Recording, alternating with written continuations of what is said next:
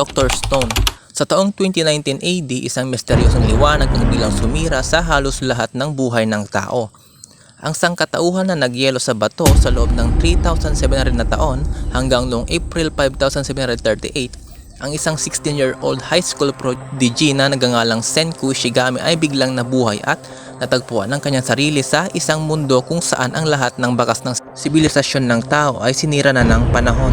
Nag-set up si Senku ng base camp at nagsimulang pag-aralan ang mga petrified na tao upang matukoy ang sanhi ng kaganapan, pati na rin ang lunas nito. At sa susunod na 6 na buwan, nagising ang kaibigan ni Senku na si Taijo Oki at nalaman ni Senku na naging posible ang kanilang muling pagkabuhay gamit ang nitric acid. Sa pagtuklas na ito, bumuo sila ng isang tambalan na magbibigay daan sa kanila upang agad nabuhayin ang iba. Nagsimula sila sa pamamagitan ng pagbuhay sa isang sikat na high school martial art